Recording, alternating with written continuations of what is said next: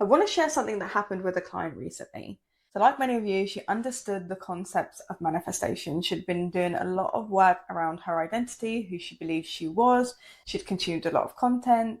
She felt like she was doing everything right, but reality still wasn't showing her what she wanted. So, in this episode, we're going to break that down. Welcome back to the Be Here Now podcast with your hosts, Manifestation Sisters. I'm Leah. I'm Tia. Before we jump into the episode, we want to let you know that our new masterclass is now available, which is Always Gets What She Wants. So if you want to be a version of you that always gets what they want and you want to know how to be that version of yourself, check out the links in the description. Let's jump into the episode. So this brings us back to the question that everyone asks. I get it, but I'm not seeing it in my reality. Why do I feel like I'm doing everything right, but nothing seems to be changing?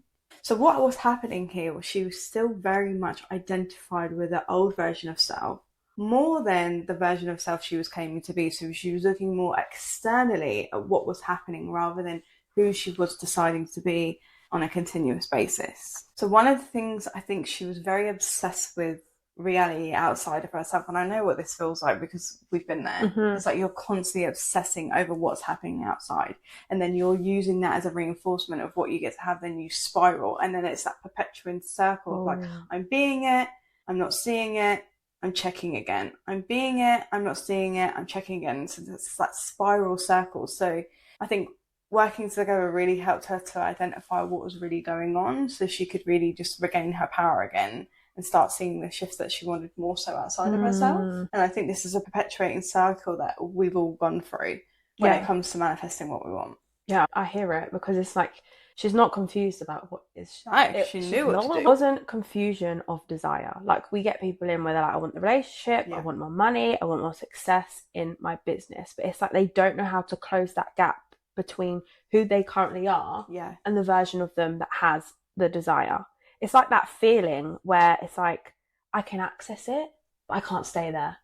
I can be this version of me for a couple of days, but then I feel like I've lost her. And we spoke about it in the previous episode of like, much more in detail, but it's like that constant resetting of self, that constant, you feel like you're chasing a version of yourself, that constant like, it's external, that waiting room of like, I can touch it, but I can't stay there. I can be there for a couple of days, but it's not who I dominantly am. I'll feel good for 3 days, but then I feel like I'm back at square one.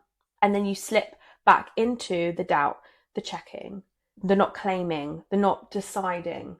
But it's a subconscious thing because you're giving your awareness and your attention to more dominantly, without knowing, the things that you don't want. I've said it before, like so often than not, in like the early stages of coaching, you will ask her what it is that she wants. And she knows she wants a dream relationship, but she'll go into the awareness of everything she doesn't have. Yes, exactly. I've been doing this for 3 months, 3 years, but nothing's changed. I know the beliefs. I've tried saying this affirmation, but it just doesn't seem to be working. I see people online that make this look so easy and have manifested their desires in 24 hours. I keep getting told if I just do this, I've bought that. But why is nothing shifting for me? And I wrote here, it's like, you're treating manifestation, 1, like a checklist, but 2, you're treating it like a moment instead of an identity. You're treating it as something you need to achieve rather than who you need to be. Yeah. And I think what happened with her when she finally got it was like, okay, I keep identifying more with my old self. I keep choosing that more for myself rather than who I want to be. So she started recognizing more when she was spiraling, started being more aware of self and choosing something differently. So really she was changing internally first. She was regulating herself more.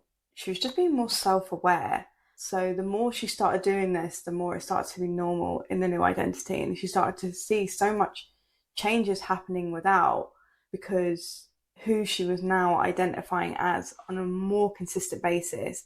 And even sort of things like having more guys ask her out, like she had a family member give her money unexpectedly. She got free tickets to a concert. It was just so amazing to see, because she was just like, I finally get like, it's not outside of me, it's me returning home to myself. It's not that I can never spiral or have a moment of emotion. It's like how often I keep returning to the version of me I want to be, the new self, rather than like continuously identifying with who I've been. Exactly. The old version of self that was so normalized. Yeah, it's like a replacement. Your mind is a vacuum. So like the way you're showing up, what you're doing now is a byproduct of that self-concept. Once you change that self-concept, that identity that we always speak about, with new thinking, with new feeling state, with new patterns of behavior, and start anchoring that in and activating that identity more dominantly, even when nothing outside has confirmed that yet. Yeah.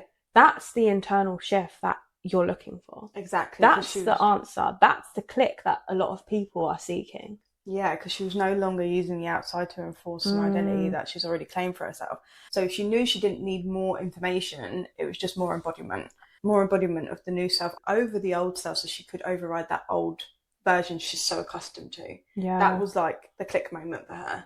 It's always identity, isn't it? Because the real shift isn't like, you're not looking for the answers in a technique. You're not looking for the answers in a tool or a piece of information that someone's going to say to you. We've been there where you're seeking for the answer, but I'm looking through video and video and video, trying to work out, like, I'm hearing the same thing over and over, but I'm not recognizing that it's not the information. It's the identity behind the information of like who you say you are. We say it so many times in so many different ways of like your beingness. Yeah. So when your 3D is quiet, when you want to go back to doubting yourself, when you want to go back to check-in, it's not the consistency in the technique, it's consistency in the identity. Yeah, of who you're choosing to be every single day. It's who you're being. You will always get who you're being. So the version of you in reality is constantly being like, oh, where is it? I'm not getting what I want. I feel like I'm doing everything right, but nothing's changing.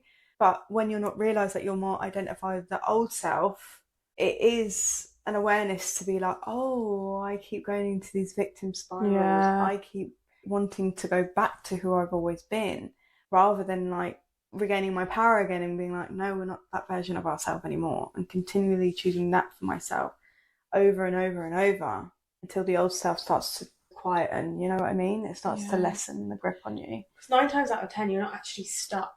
No. Because you don't know enough. And we see it so often. Yeah. You know your shit. You can have a conversation with someone about manifestation, but you feel stuck because you're not recognizing that pattern in real time and replacing it and then choosing to reinforce. And that's everything we dive into deeper with our clients, because it's not about who knows the most. It's who's choosing to implement. I give that analogy recently, and I think it puts things in perspective a lot of like, we all know we want more money. We all know we want a healthy love and relationship, but then how are you choosing to act in relation to closing that gap? And that example of that guy in the seminar, I said it in a previous video, holding up the flipping $50 bill, $100 bill, whatever it was. And he's like, who wants this? Every person in that seminar wanted the money. Who is the person that got it? It's the person who got up, the person who changed their behaviour, who actually was willing to do something different than what she was always doing, to actually take the note and claim it and actually be like, that's mine. And it's a great metaphor and a visual representation of how a lot of us are acting in our lives. We can say it to ourselves till we're blue in the face, I'm successful. We can say like, I'm chosen, or I want a healthy relationship, or I want more money. But then how are you choosing to actually reinforce that identity and start showing up differently from the version of you that doesn't currently have those things? And closing the gap from who you've been to who you're now claiming to be. So I think practical ways to embody this is, it's not about the perfect technique. It's about focusing on a new version of self, a new identity, and choosing that identity over and over so it becomes a new baseline, so that becomes stabilized in who you now are. The new self-concept, the version of self who gets everything that they want. And we build that self-trust through the consistency in choosing self over and over, and no longer abandoning self and showing up for self, and no longer having these stories and these meanings to attach to what's going on outside of us, using that as proof of what we get to have. And choosing something different. Yeah, and each time you choose, celebrate that choosing. Yes. Like, for me, I recognise that. Do you know what? That fucking thing didn't trigger me. Yeah.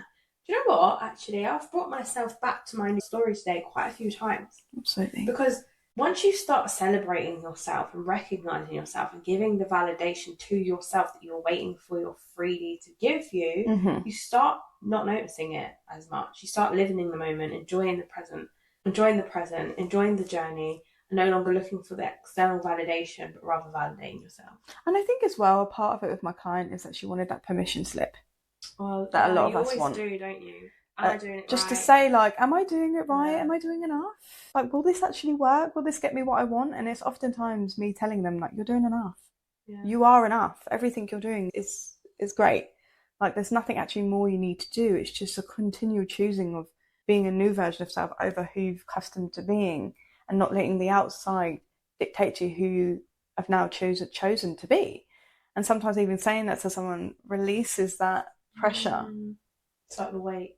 The weight comes off, and then that's when you find like the floodgates to your manifestation start to come in. Am I doing enough? Because someone has actually now told you that, yeah, you're already the version you decided to be. Yeah. You know what I mean? So then we start to take the pressure off, and we're like, yeah, I am her. Like, do you know what I mean? So it's just like helping in that way. So like you can ask yourself these questions of like, am I reacting as the old version of myself, or responding as the new one? And this is a question I would say over and over to myself, and I give it to my clients as well. Like, you have to be aware of, like, sometimes when you're going back into that old version of self and those old patterns, and going back into that victim state, and then being like, no, I choose to be this new version of self, and I'm acting from that new version of self, I'm embodying from that new version of self, and that becomes my new familiar. Yeah, I see it with clients. Like, I had a guy who was trying to give up smoking. Yeah. And he was so conscious of the fact that he wanted to give up smoking. But every time he would try to give up, there was a circumstance that would manifest that would be so stressful that it would make him start smoking again. But then in that moment of the response to an event, which is the outcome of smoking, he's not having the conscious awareness of this, am I responding to this circumstance as a version of myself that is a smoker, or am I choosing to not? Am I choosing to be the new version of me? And it's always that crossroad. And I know it's simple, not necessarily easy in that moment, because it's uncomfortable, it's growth. You're choosing literally to rewire a way of being. So each time you bring your conscious awareness to no longer resonating as a smoker. I don't smoke, I'm not a smoker. Every time shit gets going, every time shit in 3D gets tough, my easy default is to go back to smoking. Yeah. But each time I choose to overcome that version of myself, I'm being the new version in that moment. I'm rewiring a new way of being, and therefore showing myself that I am keeping those promises to me. I'm responding as the new version. I'm showing up as him now. And it is in any situation. You can literally relate this to love, money, relationships, habits, of consciously bringing yourself back to the awareness by asking yourself that question that Leah said. Am I reacting to the old version, or am I responding as the new version of me? It really anchors it in. It does. And it's a shift in awareness. I think that shifts your state also into the version of you that you've decided to be. You go from not having it to having it into being it. Yeah. And that's the difference. What normalizes it. Yeah. Because you start to normalize that the transformation you are seeking externally always happens within you first. It does. As within, so without. Always. So with that being said, we're going to end the episode here. As we've said, if you want to join Always Get You Want Masterclass, the link is in the description box down below. We're going to show you practical ways of how to be the version of you that always gets what you want. So you go from feeling like a version of you that's always waiting for your manifestation, or doing something wrong, or grasping, or needing things to change, or needing proof. You're being it first, and then it's going to reflect it. And we're going to show you ways in which to do that. And if you want to work with myself or Tia, the link is in the description box below, and we'll see you in another episode.